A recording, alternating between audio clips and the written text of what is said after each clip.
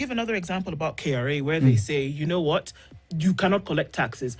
Businesses that are operating in the city and KRA comes knocking on the door and say, I'm not paying you. Do you see that happening? You know, I think you're not out here in the market with us. I think one thing I can tell you today, and I can tell you even without all of that, KRA, do you hear of those people who were commissioned and trained, I think 2,000 or 3,000, that were going around shops collecting tax? Do you have them anymore? They're still there. No, do you hear of them? I don't hear of them, but it doesn't mean they're not there. Who told you they are not there? Or there? They are not there. They have literally found hostility on the ground and they have withdrawn most of their activities. Most of the activity. Taxation collection or even enforcement of a government is as good as the goodwill of the people. The minute the goodwill goes, you are going to a state of anarchy. And that's what I'm trying to tell you. The government cannot believe and act as though it is a monopoly of anarchy. They are going to spread the same anarchy to each and every one of us. So, I repeat, who is doing the payments? It is not government. I am telling you, if the order, and I believe it will come, says I pay 8% on my fuel, I want to see which petrol station is going to charge me 16. Because my problem... Do people really care even to look at how this money is distributed within the final retail price to know there's 16 or there's 8%? Do Kenyans really care about that? Yes, they do. Actually, it's a big part of cost of living. You know, Ken, you're underestimating the civic education of Kenyans. I am not. I'm just asking, when am I going to compare? Because what the government is doing, it's becoming very clever how it hides this 8%. Right? So do people really care when I go to the petrol station to see my reduction? What is this amount of reduction that I must have seen at the pump price, the retail price, to know that it's 16 or it's 8 at that point? What is this? And secondly, what is that trigger? 25th of June, there was a trigger, finance bill. What is this trigger? Because these things are festering. Pole too. So what is this trigger in your mind, Jimmy, that will bring this second wave? You know, Ken, I was saying before you came, that the trigger of the finance bill, even after it was rejected, the demonstrations continued. Because the pain is still there. It is still there. What people were complaining about is more pain. The pain that Finance Bill 2024 was bringing. But the pain was still there and is still here. Okay. Right? So, please, that's what you don't underestimate. Okay. Now, let me go back. Let me go back to retail price. Yeah. The amount of civic education going on here, today, if you read Twitter or go on TikTok, it is continuous civic education, right? Being broken down even in different languages. I have a young man who approached me to say, this debt thing, I've now broken it down to 7 languages on TikTok. And it is so that everyone can understand. You've heard of others who are going around the country with civic education. Others who are talking about Bonoko projects, right? This thing is no joke. We are now counting the pennies. And do not underestimate the intelligence of our people. They are so far ahead of even these leaders. You're going to get the shock of your life. Now, you're talking about trigger. The trigger is this. Not only is the pain not stopping, it is increasing. Because the more you have this situation where a government is catalyzing no growth at all, is in distress, debt distress, that is pain to each and every single one of us. I was on this show talking about debt default. The eventuality of not having the income, even being reduced to 2022 finance raising measures, just that alone. That alone, my friend, will lead it to distress.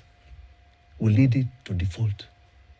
And the pain of default is a pain you don't wish on this country. But these guys cannot stop it. And at that point, I can tell you, you're going to ask, what are we defaulting on? What is this debt, which I don't understand? That now I'm being told my assets I must give my assets to support something I do not know ever came to me. And at that point, you're going to say no. That will be probably the biggest trigger. Okay. The biggest trigger. All right? Because as long as you do not have the taxation, the income, to deal with this ever-growing thing called debt, you're done. The question that you raised about the pump, if you read and if you even... So basically that's a segment of the Spice FM show morning, which is the Situation Room, and it's one of the most followed morning shows in the country at the moment because it offers so much value to its listeners. So today there was this panelist, Mr. Jimmy Wanjigi. You all know him because he's a man of his word and has been trending in the country for the obvious reasons you know him. So when he was asked about the fuel pump and 8% from 16% VAT, he went ahead to say that the government does not sell the fuel.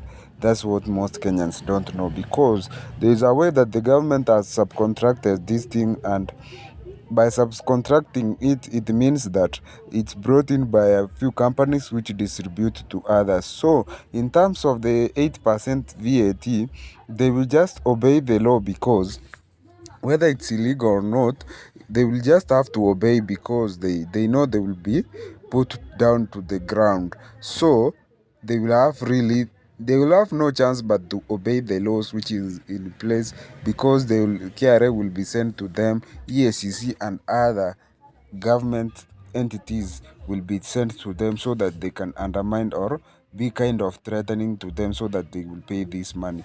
And another thing which he said, that there was this time when the KRA officials were trained more than 2,000 individuals, so that they will be going around the country to do the tax collection from shop to shop, business to business. And he went ahead to say that, have you ever heard of them? This is because these guys were chased by people and they faced a lot of hostility, because many Kenyans believe that the KRA is there collecting taxes, but we never see the value for our money. That's what he went ahead to say. Operation would be good if there was goodwill from the government. And he went ahead to even punch more by saying that, don't ever underestimate the civic of Kenyan education, or the civic education in Kenya right now. If you go to Twitter, there is multiple civic education which is going on from various individuals. It's even being broken down into various mechanisms that it will reach even the lowest point in the community, or even the lowest person in the community. Civic education will reach him. We have seen even ladies and gentlemen on TikTok going down, breaking a lot of things into understandable information for people to consume. That's another part of the civic education. And he even went ahead to talk about Morara Kebaso, saying that the civic education which Morara Kebaso is doing is very good. He has been exposing the Bonoko government projects which have been used to siphon millions of money. Apart from that, Mr. Jimmy Wanjigi was asked about what could trigger a second wave of demonstration or reaction to the government. And first of all, while answering that question, Mr. Jimmy Wanjigi said already, after even the finance bill was down, the demonstration continued because many Kenyans were angered about the President William Ruto. Apart from that, he said that, consider this, the people wanted really the government out, but after the demonstration, they continued with other forms of demonstration by exposing the government false projects, exposing a lot of things and hidden deals, even like the JKIA Adani deal. those they continues to demonstrate, but he went ahead to say that debt is going to be the second largest trigger in this country of Kenya, because right now Kenyans have been taxed for money to go to pay loans which they don't really see where the loans went from, and now these people will come for the assets, saying that these assets will have to belong to them because they owe Kenyans. The Kenyans owe them a lot of money, and this will be the very big trigger for the second revolution, because there will be no value and the Kenyans won't want to give up their strategic assets because of these loans, which were maybe taken to individual pockets as they purport. So there's really a lot of things which are going to trigger the second wave, which might not be far, because before 2077 we might see another second wave, as Mr. Jimmy Wanjigi puts it. So make sure you comment what you think about this morning show of Mr. Jimmy Wanjigi.